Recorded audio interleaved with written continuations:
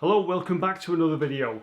Midweek video, so we're off the beaten track, something a little different today. You'll notice I've got a guest with me. This is Dean. Hello, Dean. Now, I've been waiting to get him on for ages, and you're probably thinking, right, who the hell is Dean? Well, Dean has done some amazing music for the channel. Totally in awe of some of the stuff you've done. So whereabouts were you from in Manchester? That's from the Stretford area. Stretford area, right. And you moved to South Wales now. Yeah. Working in media. Yeah. But he's got a bit of a side hobby, haven't you? Am I right in calling you a solo artist? At the moment, yeah, definitely. Solo artist, musician, whatever. So you make your own music? Yeah. How would you describe your music that you do for yourself? Well, the stuff I do that I've released with singing on it, like your traditional sort of pop songs kind of thing. I would say it's indie alternative. Yeah. So what are you called? What's your little... Because you got your own Facebook page, haven't you? Yeah.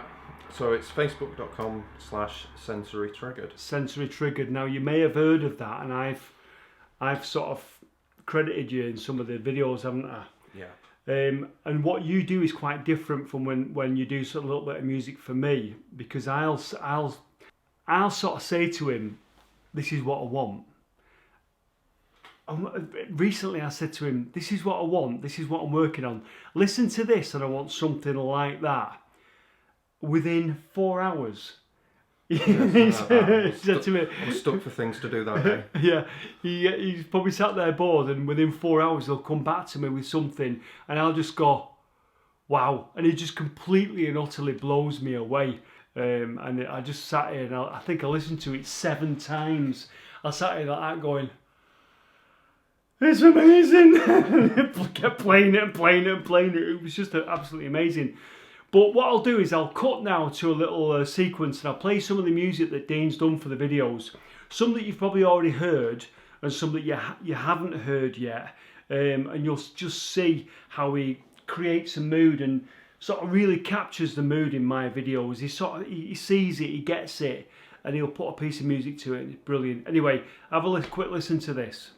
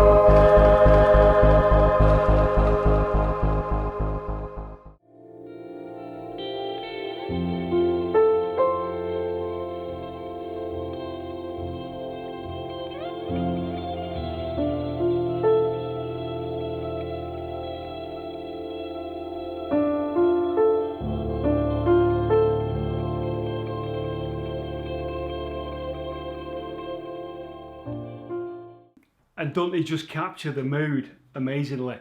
That Wasteland, I played it in when I was kayaking, and when we saw where Hume Hall used to be, and somebody commented on that video, and they said, and I can't remember who you are, I'm sorry, but they said that music just transported me to a different place, and it's just, you know, you should consider doing scores. Right. I'm gushing here, but I've always been sort of like in awe of people that can make music, because I've always wanted to be able to make music.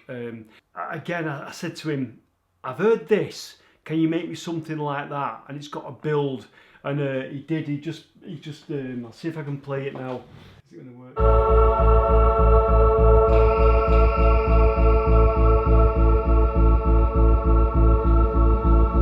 Massive. I mean, I think I'd done a little bit of that, and I'd said, I've come up with this, sent it to Dean listened to it, and I just said to him, make it bigger. You just did.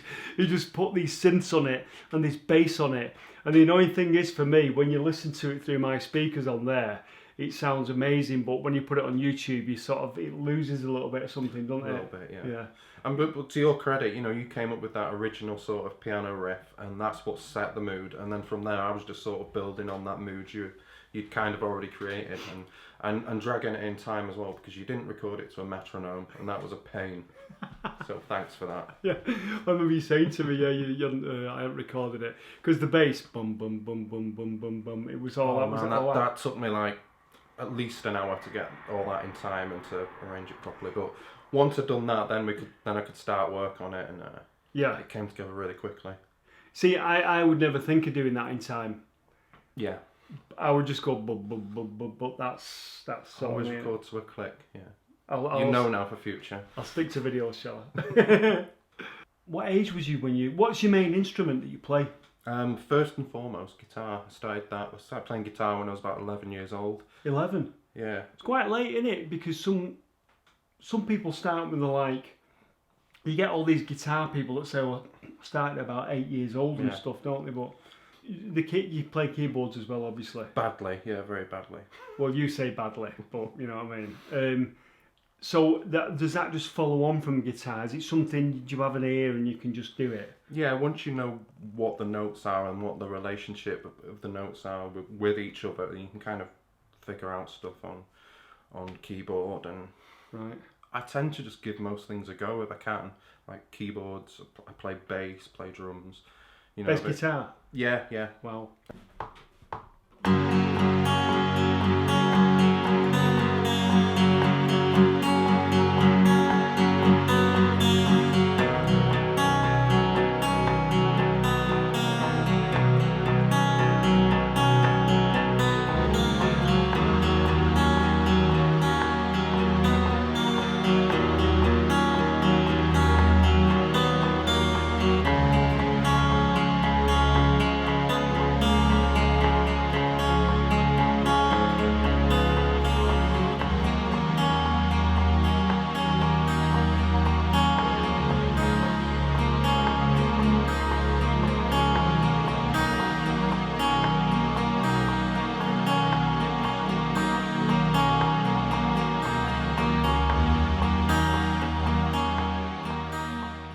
Right, so you're from Manchester. Yeah. Favourite bands? You're 30. You're 30 years old, aren't you? Yeah. So you're not going to, like, my influences are going to be different to yours, but go on, favourite bands. Manchester, you know, you start with the Smiths. Smiths, yeah. Got to have a bit of the Smiths. No, the Smiths were a massive influence for me, especially in my mid-teen years. Right. Which is probably the case for a lot of. So when would that have been? What year was you discovered the Smiths then? Well after the time, didn't you? Yeah, 2003, 2004. Right. And not long after I got into them, Morrissey did his big comeback with this You Are the Quarry album and loads of tour dates, and I saw him on his 45th birthday at the arena. Did you? Was it good? That was a good show. It was a good show? Yeah. Wow. Yeah. I've got a story about that. And you're going to hate me for it. 1986, Tony Wilson decides to put on a concert called the Festival of the 10th Summer at GMEX, right? Which is a big exhibition centre in Manchester. It used to be a railway station Manchester Central Railway Station. So 1986, we go down there. I'm 19 years old, right? A bit stupid. And our mate is into the Smiths big time, and we're like being really snobby towards the Smiths. Don't ask me why. Do not ask me why, right? And we'd gone to see bands like Certain Ratio, New Order. New Order, I think, were topping the bill. The Smiths came on before them. When the Smiths came on, we went to the bar, which was round the back of the stage, and we turned our nose up at the Smiths. A year later, I am massively into the Smiths, and I have never ever forgiven myself. And my mate, who kind of instigated going to the bar, I'm going to blame him, is the same. He's never forgiven himself. And I think when we walked round the side of the stage to go to the bar at the back of the stage, we saw him coming off, you know, for like one of the encores. They were just coming off, like ready to go back on for an encore. And Morrissey was coming off stage all sweaty and everything. I remember looking at him like going, bleeding Smiths. I've never forgiven myself to this day for that. But I've heard of that gig. That was like an iconic 80s gig. That. Yeah, it was. And I shouldn't even admit it. Yeah, I wouldn't. No, I shouldn't even admit it. You miss out on that. I know, yeah. And I never had the chance to see him again. So, yeah. And like I say, a year later, I was in love with him.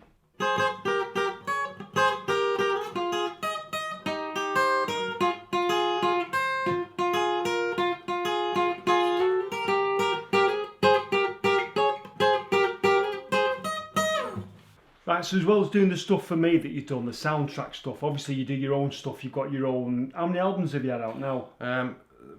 Main albums, I put one out, I think in February this year. So you've had an album out already? Yep. What was that album called? That was called Pageant of a Happening. Pageant of a Happening. I love weird titles, me. Always works, doesn't it? And that's by Sensory Triggered. It's by Sensory Triggered, which is kind of my moniker, yeah. Yeah. So, how did that go down? I mean, how do you sell? I mean, this in the day of that sort of digital, everything, nobody buys albums anymore. People don't go out, and that's not a slight on you. Well, people don't go out and buy an album anymore, do they? No. So, as a recording artist, how do you do it? What do you do these days? I went down the route of just putting it out there myself. So it's about getting it onto iTunes, Spotify. Yeah. Well, I mean, obviously, do you promote it or what? Who? As best I can, it's difficult. There's so much competition. And building that fan base, and I'm slowly building up a fan base now and getting there. People hearing the stuff and coming back and listening to it, which is good. Do you gig? No, not at the moment. Would you gig? Yeah. You'd have to put a band together though. Yeah, I've thought about this. Would I do it as a band, or would I use backing tracks, or would I just go up with an acoustic guitar? Think about it. Really. But if I saw you on stage with a backing track, I'd just think I wouldn't know that you'd done that backing track. True, I just think you were playing along to something you'd. Yeah.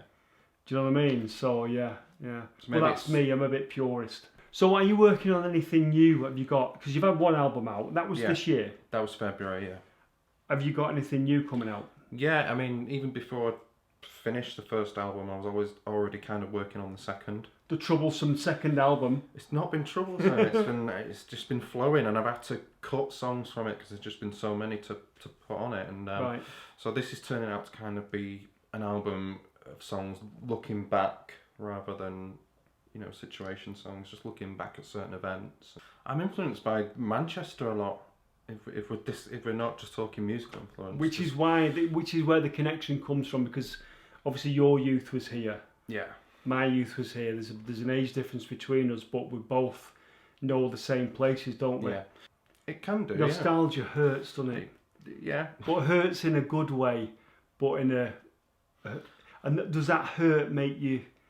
Definitely, yeah. That's what creates kind of the mood, doesn't it? Spurs it on. Yeah. And, a couple of the songs on this album that I've got upcoming were written 10, 11, 12 years ago. Right. So re-recording them for this album takes me right back to that time, and it just brings that emotion right back out straight away. So hopefully that'll come out in the recordings as well. Yeah, absolutely. When you do your music for me, it immediately inspires me to think. I start to see things and see the way I want to do it. In fact, you did a piece of music for me, and I probably played it in that little clip for you, and it was so good. I just thought, I don't think I can even edit to do that piece of music credit. I'll do my best to do it. It's a video that's yet to come out, but it was just so good. Because you did me a piece of music for the town hall, didn't you? Yeah. And how did you come up? Because the brief was, well, what was the brief? Something gothic and reverent. Because I would just employ you full time doing scores for the music. But it does have an authenticity when the music's come from someone that I know. Do you know what I mean? Because you obviously I have to get the music from a wide variety of sources, but coming from you, it just adds that purity to it. Somebody from Manchester, somebody that I know. It's just really good, really good. I've got I've got a Juno synthesizer which I've been playing with. That's going to be on the. Is that on the new an 80s? Yeah, Juno 6. Is it an original? Yeah. Wow. I was over at a friend's house. He was around in the 80s and he had his own band and that kind of thing. Yeah, yeah. And he just casually mentioned how he's got a Juno in the loft. And I was like, you've got a what in your loft? Fast forward 10-15 minutes, we're dusting all the dirt off it, and it went back home with me on long-term loan. Did he give it you? Or he let long-term loan. He was going to give it me, and then I told him how much it's worth. And then he was like, oh, okay, long-term loan then. What's it worth? They're going on eBay for a couple of grand. Really? Mm. Right, so you've got a single coming out. Yep. So what's it called, the single?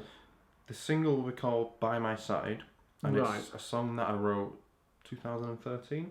So where do we hear it? How do we hear? So tell us again where we hear your stuff. So you can go to the Facebook page, which is facebook.com/sensory triggered. Sensory Triggered. Which you'll find all the singer-songwriter stuff there, and I'm gradually uploading some of the instrumental stuff for the people who have heard it in your videos and want to hear it. So the stuff you've done for my videos, yeah. But I'm hoping to get a few of them up on YouTube for anyone who wants to listen as well. So that will have both on so there. You've got a YouTube channel? Yeah, Sensory Triggered. Sensory Triggered. Yeah. So anything the Dean stuff you've heard in my videos, you're planning to upload it? Yeah, I think Wasteland is already up there. Is Wasteland on there? Yeah. I did a little. Wouldn't even say a video. It's just a still with the music, but people can hear that on. I didn't know that. If you want to. Yeah. I thought it'd be good to get it out there, because we got so many nice comments from it. Yeah, it's a magnificent piece. It's just proper. It's melancholic, which is. It suits a lot of what I do, to be honest with you, and I do like that feel. I don't think the stuff I do, I can be too. It doesn't always suit upbeat, because what we're looking at is retrospective and nostalgic in it. Yeah, history. So yeah, Wasteland is incredible piece. So it'd be worth going to YouTube Sensory Triggered or Facebook Sensory Triggered. And listen to the stuff the scores that Dean's done for the Martin Zero videos, but also give his solo stuff a listen to as well, because it's proper, really good singer-songwriter quality music. Really should be, yeah. So thank you so much for coming all the way from Cardiff. Well, he's not come all the way from Cardiff just to see me. You had to come up here with work, didn't you? Yeah. So we said, right, we need to meet up, because I've only ever spoke to this guy through emails and the occasional video message, haven't I, saying, can you do me this piece of music? Oh, Dean, that's amazing. So that's the only sort of contact we've ever had. So great to meet you. Thank you so much for coming up and coming on camera, because it's not easy when you do what you do. What you do is very much a solo thing, isn't it? So sitting in front of a camera is not easy for him. So thank you very much for coming on the video. And thank you for watching this little midweek video that I thought was very special for me, because this is a very special guy. The music he does is incredible. I can't tell you how much it touches me, and it obviously touched quite a few of you. So like I say, thanks very much, Dean, for coming on. Thank you for watching. Take care, and we'll be back probably at the weekend with another Explore video, probably featuring this guy's music. Thanks for watching. Thank you. And we'll see you very soon in the next video. Bye for now.